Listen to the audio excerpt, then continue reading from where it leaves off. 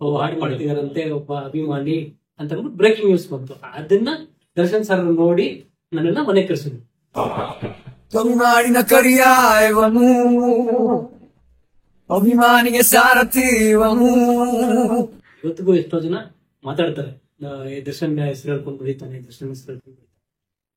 ನನಗೂ ಗೊತ್ತು, ದರ್ಶನ್ ಸರ್ ಮಾತ್ರ ಗೊತ್ತು. ನೀವು ಮಾಡಿ ಅಣ್ಣ ಒಂದು ಫೋಟೋ ಅಣ್ಣ ಅಂತ ತಕ್ಷಣ ಬರೋ ಚಿನ್ನ ಅಂದ್ಬಿಟ್ಟು ಒಂದು ಫೋಟೋ ಕೊಟ್ಟರು. ಫಸ್ಟ್ ಫೋಟೋ ಅದು ನನ್ನ ಲೈಫ್ ಅಲ್ಲೇ ಮರಿಯಲ್ಲ. ಏನಂತಾರಕ್ಕೋ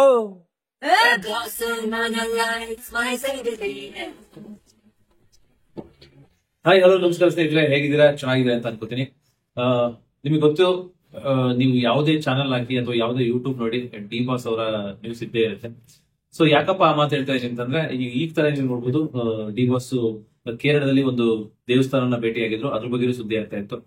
ಓಕೆ, ಬಂದ್ಬಿಡಿ ಇವಾಗ ಡಿ ಬಾಸ್ ಬಗ್ಗೆನೆ ಸಾಂಗ್ ಬರ್ದಿರ್ತಕ್ಕಂತಹ, ಯಾಕೆಂದ್ರೆ ಡಿ ಬಾಸ್ ನ ಬಾಸ್ ಅಂತ ಎಲ್ಲರೂ ಕರೀತಾರೆ, ಆದ್ರೆ ಬಾಸ್ ನಾನಲ್ಲ, ಇಟ್ಸ್ ಮೈ ಸೆಲೆಬ್ರಿಟೀಸ್ ಅನ್ನೋ ಒಂದು ಸಾಂಗ್ ನ ಬರೆದು ಇಡೀ ಕರ್ನಾಟಕದಾದ್ಯಂತ ಹೆಸರು ಮಾಡಿರ್ತಕ್ಕಂತಹ ಸುಪ್ರೀತ್ ಗಾಂಧಾರ್ ಅವ್ರು ನಮ್ಮ ಜೊತೆ ಇದ್ದಾರೆ. ಅವ್ರ ಅಪ್ಪಟ ಡಿ ಬಾಸ್ ಅಭಿಮಾನಿ ಕೂಡ ಅವರು.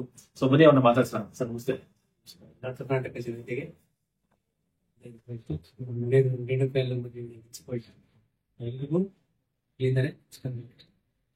ಸರ್, ಈಗ ಯಾಕೆಂದ್ರೆ ನೀವು ಇಲ್ಲಿವರೆಗೂ ಸುಪ್ರೀತ್ ಗಾಂಧಾರ ನೀವು ಆಲ್ರೆಡಿ ಗೊತ್ತಿರುವಂತದ್ದು, ತುಂಬಾ ಸಿಂಗರ್ ಅಂತ ಗೊತ್ತಿತ್ತು. ಬಟ್ ಯಾವಾಗ ನೀವು ಡಿ ಬಾಸ್ ಬಗ್ಗೆ ಒಂದೆರಡು ಸಾಂಗ್ ಗಳನ್ನ ಮಾಡ್ತಿರೋ, ಅವಾಗ ಸುಪ್ರೀತ್ ಗಾಂಧಾರ ಅನ್ನೋದು ಇಡೀ ಕರ್ನಾಟಕದಲ್ಲಿ ಡಿ ಬಾಸ್ ಅಭಿಮಾನಿಗಳಿಗೆ ಆಲ್ಮೋಸ್ಟ್ ಎಲ್ಲರಿಗೂ ಗೊತ್ತು. ಡಿ ಬಾಸ್ ಅಭಿಮಾನಿಗಳು, ಅಪ್ಪಟ ಅಭಿಮಾನಿಗಳು ಯಾರ್ಯಾರು ಇರ್ತಾರೋ, ದರ್ಶನ್ ಅವ್ರ ಬಗ್ಗೆ ತಿಳ್ಕೊಂಡಿರ್ತಕ್ಕಂಥ ಪ್ರತಿಯೊಬ್ಬರಿಗೂ ನೀವು ಪರಿಚಯ ಆಗಿದೆ. ಸೊ ಹೇಗಿದೆ ಸರ್ ಇದೊಂದು ಈ ಫೀಲು, ಈ ವೈಬು ನಿಮ್ಗೆ ಹೆಂಗ್ ಅನಿಸ್ತೇವೆ? ಚೆನ್ನಾಗಿದೆ ಸರ್. ತುಂಬಾ ಅಂದ್ರೆ ಅವ್ರ ಹಾಡು ಎರಡು ಅಂತ ಹೇಳಿದ್ರೆ ನಾನು 10 ಸಾಂಗ್ ಮಾಡಿದ್ವಿ. Okay okay. ಎಲ್ರಿಗೂ ಗೊತ್ತು 10 ಸಾಂಗ್ ಮಾಡಿರೋದು ಎಲ್ಲರಿಗೂ ಗೊತ್ತು. ಸ್ಟಾರ್ಟಿಂಗ್ ಒಂದ್ 2-3 ಸಾಂಗ್ ಮಾಡಿದಾಗ ಕೆಲವರು ಗೊತ್ತಾಗ್ತಾ ಇತ್ತು. ಸೊ ಇವಾಗ 10 ಸಾಂಗ್ ಆದ್ಮೇಲೆ ನಿಮ್ಗೆ ಅದೊಂದು 3 ಸಿನಿಮಾ ಲೆಕ್ಕ ಆಗೋಯ್ತು ನಿಮ್ಗೆ 10 ಸಾಂಗ್ಸ್. ಸೊ ಇವಾಗ ಎಲ್ರಿಗೂ ಗೊತ್ತು, ದರ್ಶನ್ ಸರ್ ಅಭಿಮಾನಿ ಮೂಲೆ ಮೂಲೆ ಮೂಲೆ ಮೂಲೆಯಲ್ಲೂ ಇವತ್ತು ಗುರ್ತಿಡಿತಾರೆ ಜನ. ಇಲ್ಲೇ ಹೋದ್ರು ನನ್ನ ಗುರ್ತಿಡಿತಾರೆ, ದರ್ಶನ್ ಸರ್ ಫ್ಯಾನ್ಸ್ ಎಲ್ಲರೂ ಗುರ್ತಿಡಿತಾರೆ. ಬಹಳ ಖುಷಿ ಇದೆ. ಭಗವಂತ ನೀವು ಕರ್ಕೊಂಡ್ಬಂದು ಒಂದು ಮಟ್ಟಕ್ಕೆ ರೀಚ್ ಆಗಿದ್ದೀನಿ ಅಂದ್ರೆ ಎಲ್ಲ ದರ್ಶನ್ ಸರ್ ಅಭಿಮಾನಿಗಳಿಂದ, ದರ್ಶನ್ ಸರ್ ಇಂದ, ಈ ದರ್ಶನ್ ಸರ್ ಹಾಡುಗಳಿಂದ ನನಗೆ ರೀಚ್ ಆಗಿದೆ. ಸರ್ ಆಕ್ಚುಲಿ ನೀವು ಕೆಲವು ಕಡೆ ಇಂಟರ್ವ್ಯೂಗಳಲ್ಲಿ ಮಾತಾಡಿದ್ರಿ, ಡಿ ಬಾಸ್ ನ ನನಗೆ ಮರೆಯಕ್ಕಾಗಲ್ಲ, ಯಾಕೆಂದ್ರೆ ನನ್ನ ಕೆರಿಯರ್ಗೆ ಅಂದ್ರೆ ನಿಮ್ಮ ಏನು ಸಿಂಗಿಂಗ್ ಅನ್ನೋ ಒಂದು ಕೆರಿಯರ್ ಇದೆಯೋ, ಕರ್ನಾಟಕದಲ್ಲಿ ನಿಮ್ಮ ಜನ ಗುರುತಿಸ್ತಾರೋ ಅದಕ್ಕೆ ಕಾರಣನೇ ಅವರು ಅಂತ ಕೆಲವು ಕಡೆ ಹೇಳಿದ್ರು. ಸೊ ಅದ್ರ ಬಗ್ಗೆ ಹೇಳೋದು? ಹೌದು ಸರ್, ಗೊತ್ತಾಗಿ ಹೇಳ್ಕೊಂತೀನಿ. ಬಟ್ ಏನಕ್ಕೆ ಅಂತಂದ್ರೆ, ಯಾರು ನನ್ನ ಕರೆದು ಒಂದ್ ಚಾನ್ಸ್ ಕೊಡೋದಾಗ್ಲಿ, ಯಾರು ನನ್ನ ಕರೆದು ಹುಡುಗ ಚೆನ್ನಾಗಿ ಆಡ್ತಾನಪ್ಪ, ಯಾರು ಕರೆದು ಒಂದ್ ಚಾನ್ಸ್ ಕೊಡೋದು, ಮತ್ತೊಂದು ಯಾರು ಮಾಡಿಲ್ಲ. ನನಗೆ ಯಾವತ್ತು 2017, 16, 17ರಲ್ಲಿ ಒಂದು ಹಾಡು ಮಾಡಿ ಇನ್ನೇನ್ ಬಿಡುಗಡೆ ಮಾಡ್ಬೇಕು ಅಂತ ರೆಡಿ ಮಾಡಿರ್ತೀನಿ. ಸೊ ಅವಾಗ ಒಂದು ನ್ಯೂಸ್ ಹೋಗುತ್ತೆ, ಒಬ್ಬ ಹುಡುಗ ಹಿಂಗೆ ಕೃಷ್ಣನ್ ಅವ್ರಿಗೆ ಒಂದು ಹಾಡು ಮಾಡಿದಂತೆ ಅಂತ ಒಂದು ಬ್ರೇಕಿಂಗ್ ನ್ಯೂಸ್. 2016ರಲ್ಲಿ 2016, 17ಕ್ಕೆ ರೀಮಿಕ್ಸ್ ಸಾಂಗ್ ಮಾಡಿದ್ದೆ. ಅದು ಸಾರಥಿ ಸಾಂಗ್. 17ಕ್ಕೆ ನಾನು ಸ್ವಂತ ಹಾಡು ನಾನೇ ಕಂಪೋಸ್ ಮಾಡಿ ನಾನೇ ಹಾಡು ಮಾಡಿದ್ದು, ಕರುನಾಡಿನ ಕರಿಯ ಅಂತ.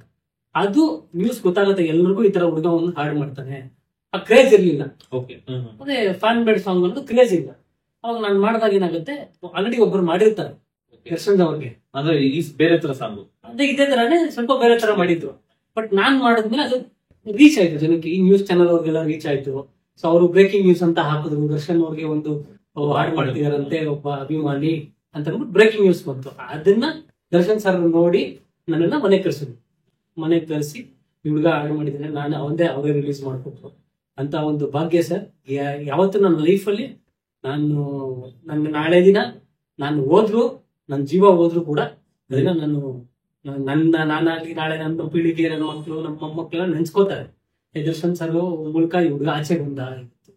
ಸೊ ಅನ್ನೋದು ಪ್ರತಿಯೊಬ್ಬರಿಗೂ ಗೊತ್ತು ಸರ್, ಇಂಡಸ್ಟ್ರಿ ಎಲ್ರಿಗೂ ಗೊತ್ತು, ಎಲ್ಲಾ ಮೀಡಿಯಾದವ್ರಿಗೂ ಗೊತ್ತು. ದರ್ಶನ್ ಅವರ ಅನುಗ್ರಹದಿಂದ, ಅವರ ಬ್ಲೆಸ್ಸಿಂಗ್ ಇಂದಾನೆ ಈ ಹುಡುಗ ಹೊರಗಡೆ ಬಂದಿರೋದು. ಇವತ್ತಿಗೂ ಎಷ್ಟೋ ಜನ ಮಾತಾಡ್ತಾರೆ, ದರ್ಶನ್ ಹೆಸರು ಹೇಳ್ಕೊಂಡು ಬೆಳಿತಾನೆ, ದರ್ಶನ್ ಹೆಸರು ಹೇಳ್ಕೊಂಡು ಬೆಳಿತಾನೆ. ನನಗೂ ಗೊತ್ತು, ದರ್ಶನ್ ಸರ್ ಮಾತ್ರ ಗೊತ್ತು ಅವ್ರು ನನ್ನ ಎಷ್ಟು ಪ್ರೀತಿ ಮಾಡ್ತಾರೆ, ನಾನು ಅವ್ರನ್ನ ಎಷ್ಟು ಪ್ರೀತಿ ಮಾಡ್ತೀನಿ ಅಂತ ಇಬ್ಬರು ಮಾತಾಡ್ಬಿಟ್ಟು. ಆದ್ರಿಂದ ನಾನು ಜಾಸ್ತಿ ಏನು ಮಾತಾಡಕ್ ಹೋಗಲ್ಲ. ಎಲ್ಲರೂ ಖುಷಿಯಿಂದ ಮಾತಾಡಿಸ್ತಾರೆ. ದರ್ಶನ್ ಫ್ಯಾನ್ಸ್ ಅಂತೂ ಸರ್ ಎಲ್ಲೇ ಸಿಕ್ಕಿದ್ರು ಹಿಡಿದು ಫೋಟೋ ತಗೊಳ್ತಾರೆ, ಎಲ್ಲೋ ದೂರ ನಿಂತ್ಕೊಂಡಿರ್ತೀನಿ ಬಂದು ಅವರೇ ಮಾತಾಡಿಸ್ತಾರೆ. ಸೊ ಇದು ನನಗೆ ಬಹಳ ಖುಷಿ ಆಗೋದು. ದರ್ಶನ್ ಅವ್ರನ್ನ, ಅವ್ರ ಫ್ಯಾನ್ಸ್ ಅಭಿಮಾನಿಗಳನ್ನ ನಾನು ಕರೆಯೋದು sir. Darshan sir fans page ಇದೆಲ್ಲ ಎಷ್ಟೋಗಳಿದೆ, ನಾನು ಕರೆಯೋದು ಡಿ ಕುಟುಂಬ ಅಂತ ನಾನು ಕರೆಯೋದು. ನನಗೆ ಡಿ ಕುಟುಂಬ ಎಲ್ಲರೂ ನನ್ನ ಜೊತೆ ಸಾಟಾಗಿ ಇವತ್ತು ನಿಂತ್ಕೋತಾರೆ, ಮುಂದಕ್ಕೂ ನಿಂತ್ಕೋತಾರೆ. ನಾನು ಏನೇ ಕಷ್ಟ ಆದ್ರೂ ಅವ್ರ ಜೊತೆ ನಿಂತೇ ಇರ್ತಾರೆ.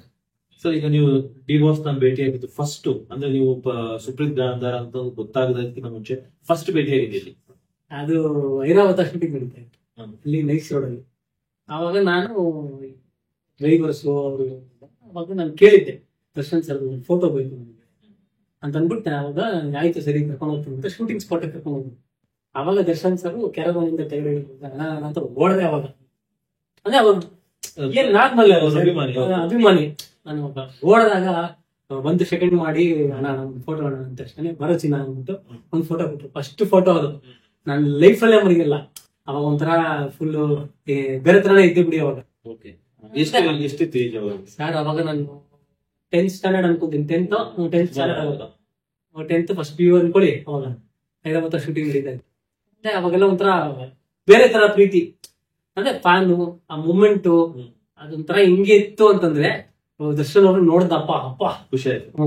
ಅಂದ್ರೆ ಅವ್ರನ್ನ ನೋಡ್ಬೇಕು, ಡೈರೆಕ್ಟ್ ಆಗಿ ನೋಡ್ಬೇಕು, ಒಂದು ಫೋಟೋ ಹಿಡ್ಕೋಬೇಕು. ಈಗ ಎಷ್ಟು ಜನ ಸರ್ ಫೋಟೋಗೋಸ್ಕರ ಹೌದು.